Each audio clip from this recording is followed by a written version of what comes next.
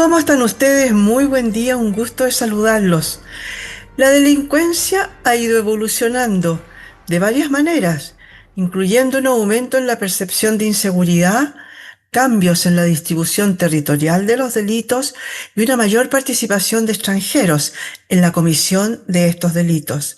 Vamos a conversar con Pia Green. Ella es investigadora de la Facultad de Derecho de la Universidad de San Sebastián. ¿Cómo estás tú? Muy buen día. Un gusto de saludarte. Hola Miriam, muy bien, gracias. ¿Cómo estás tú? Gracias por la invitación. Oye, Pia, a mí se me olvidó decir que tú eres de Sescro. Cuéntame qué es Sescro. Sí, CESCRO es el Centro de Estudios en Seguridad y Crimen Organizado.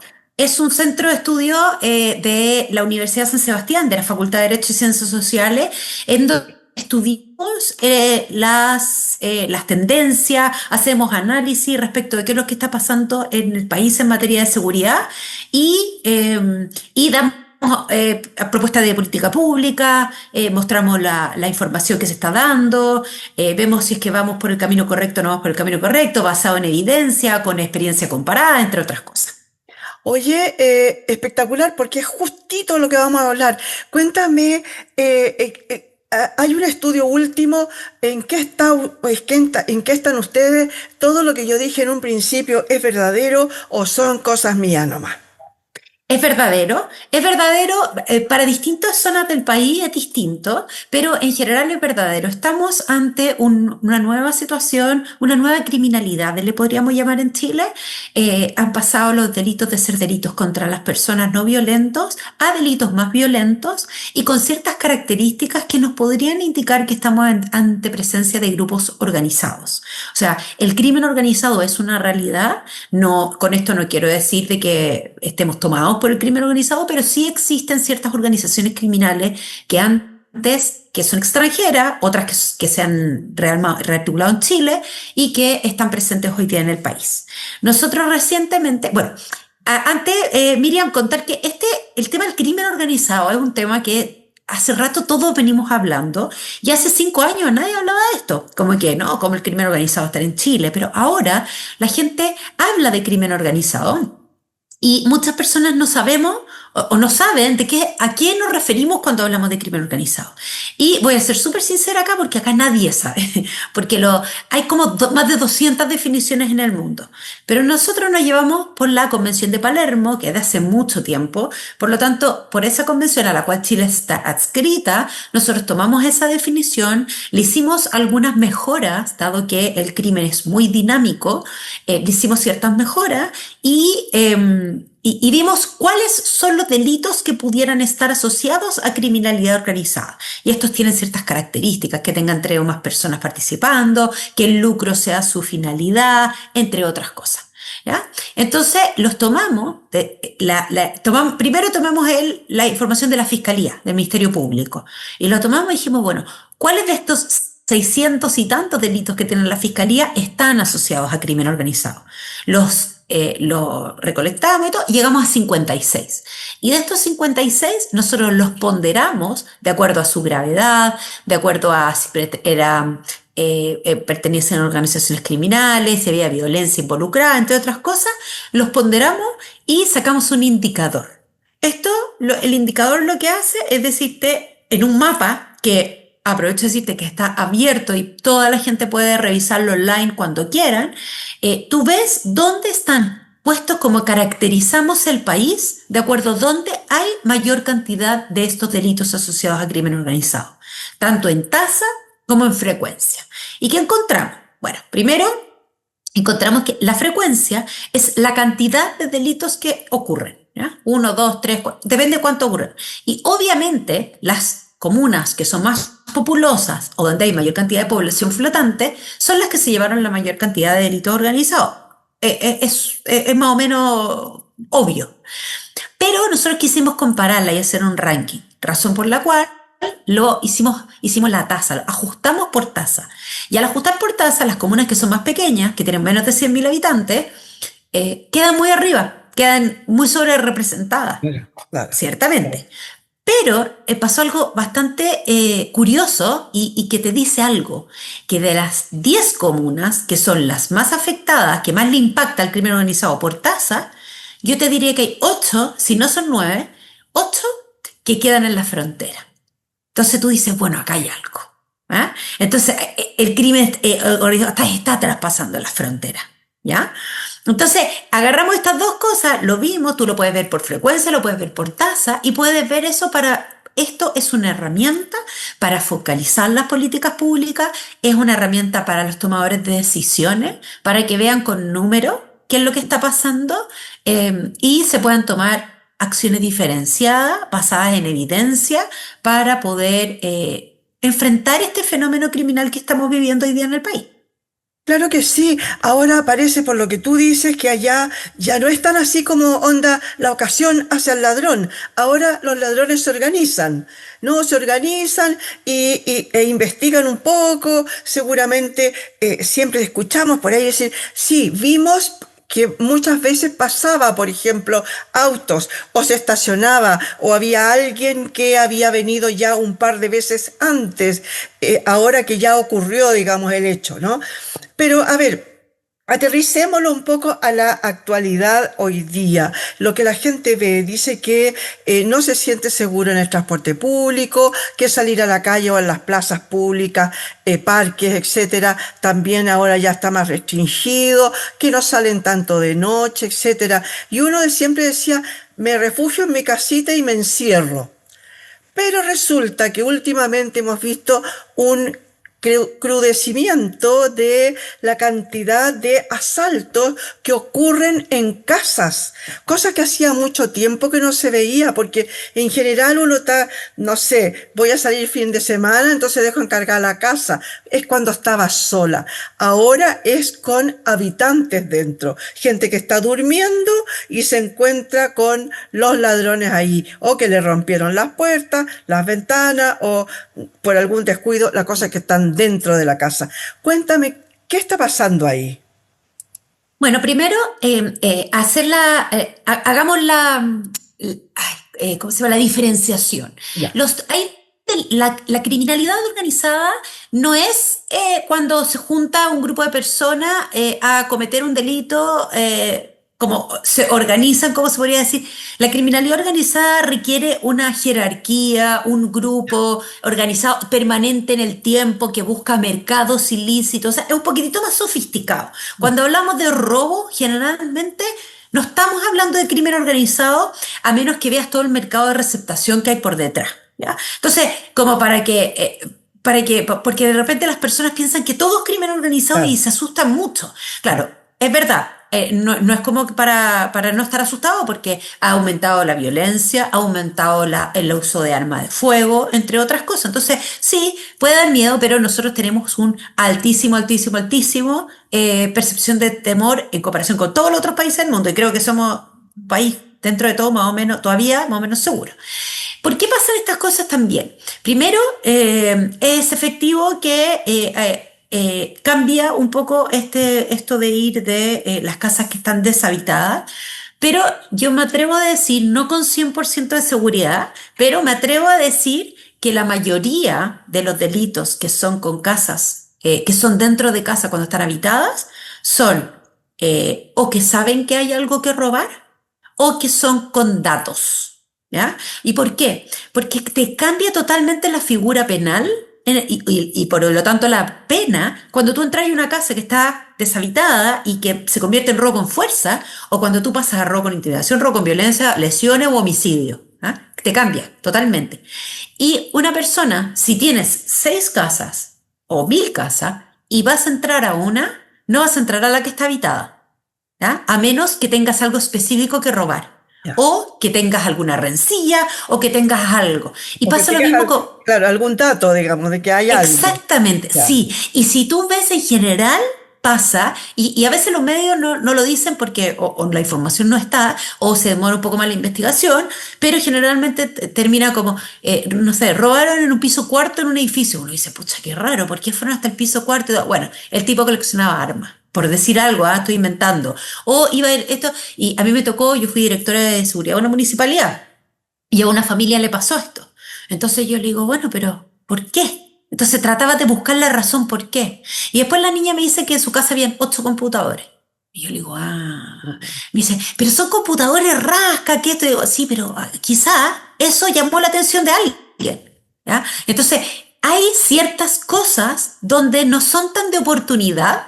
Hay algunas que son de oportunidad porque dejaste el celular ahí botado esto. Pero esos, generalmente, cuando entran a una casa y hay una persona adentro que se tiene que convertir al menos en intimidación, es porque hay algo que o hay un dato, o saben que hay algo para robar, o hay una rencilla con la persona, o van a buscar a personas específicas.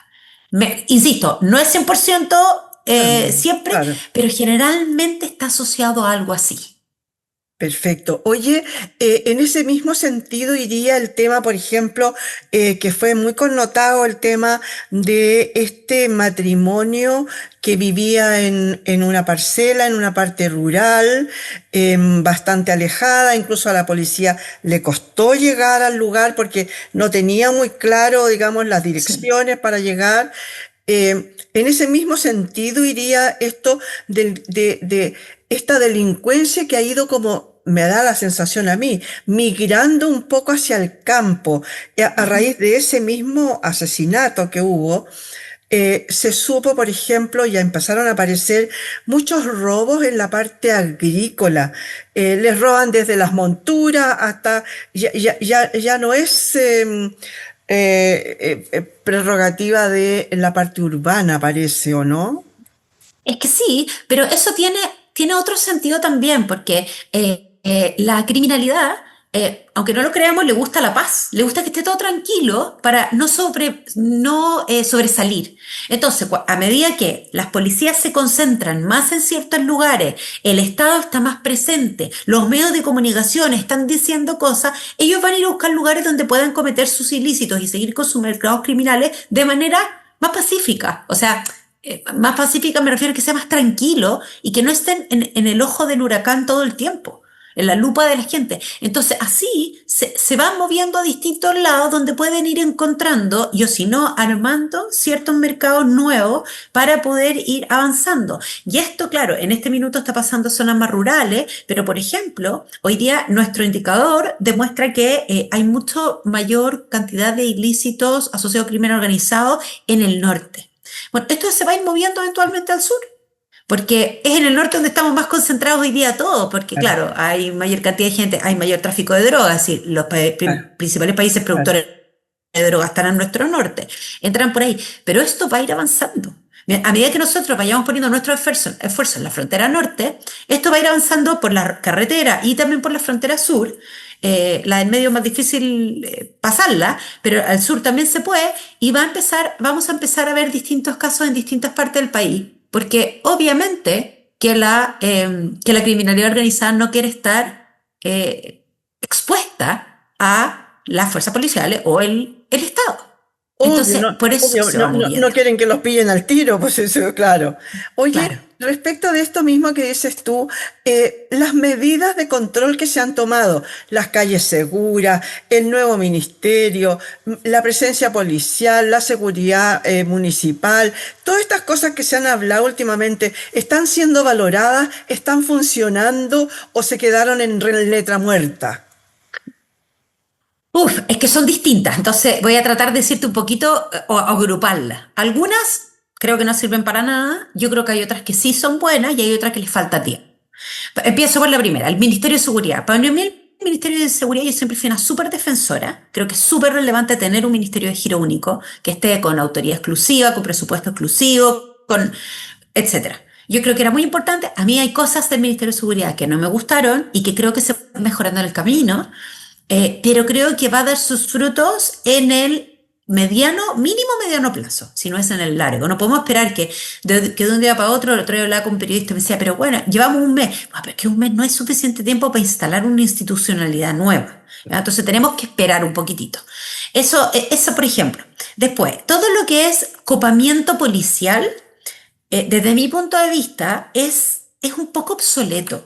Y no porque las policías estén obsoletas, sino porque el delito que nosotros vivíamos antes, Miriam, que era este delito contra la propiedad, el hurto, el robo por sorpresa, ese tipo de delito, uno lo podía mapear y tú podías buscar como los que se llamaban los puntos calientes y poner policías o incluso los que salen con que sacaban los militares a la calle, etcétera, y los iban poniendo ahí y esto se iba dispersando y tú lo podías ir controlando.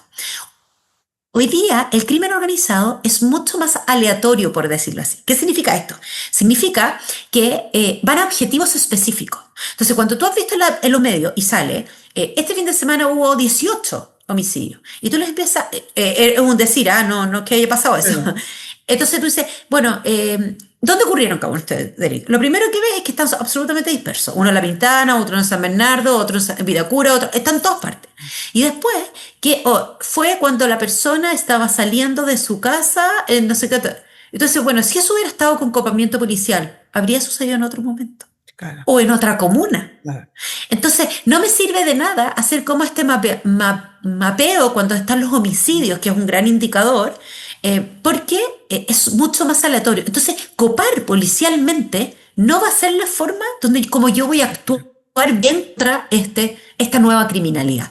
Entonces, para mí, por ejemplo, la parte del plan Calles Sin Violencia, que es de copamiento policial, y lo hemos hablado en reiteradas oportunidades, a mí no me parece que sea un buen indicador o una buena política pública. Sin embargo, hay otras partes del plan Calles Sin Violencia que son muy buenas. Por ejemplo, la creación de los equipos contra el crimen organizado y homicidio de la Fiscalía. Si bien lo impulsa el Ministerio de Seguridad y lo paga el Ministerio de Seguridad, quien lo ha implementado ha sido la Fiscalía. Y esta creación de los ECO en Ujú. distintas partes del país ha sido súper, súper buena porque están viendo desde una mirada global un fenómeno que es global. Y cuando nosotros nos vamos al detalle, no vemos este panorama integral de cómo podemos abordar esto desde arriba. Y eso es lo que yo creo que también nos falta. Por ejemplo, inteligencia. Y las leyes de inteligencia están paradas. O sea, el sistema de inteligencia no existe hoy día y está desde el 2018. Ahí sigue, pero muy lento. En la inteligencia económica también está parado. Tiene sus razones, pero lo necesitamos, porque si no, no vamos a avanzar. Entonces, no quiero ser injusta y decir que no se están haciendo cosas. Creo que sí. Creo que se le está dando más urgencia al tema que antes. Creo que se están tomando acciones, pero yo creo que falta. Y urgencia también, ciertamente. Oye, Pía, en el indicador que hicieron ustedes, que realizaron, que encontraron, como decías recién, concentrado en ciertas regiones del país, ¿no es cierto? Alguna participación, con cambios de participación más extranjeros, en la zona norte, por ejemplo, que hay pasos no habilitados y por lo que pasa toda la gente en realidad, ¿no? Tal como quiere nomás. Se ha dictado también, han encontrado o ¿qué soluciones, más bien, a eso quiero ir? ¿Qué soluciones ves tú, qué soluciones han encontrado ustedes en el indicador que tienen como para proponer? Por ejemplo, lo que acabas de decir, el tema de los ECO, que son una muy buena solución, pero esa solución es posterior, no es una solución para prevenir. Ujú. Sí, hay varias cosas que hacer. Yo lo primero que siempre hablo es de coordinación interinstitucional.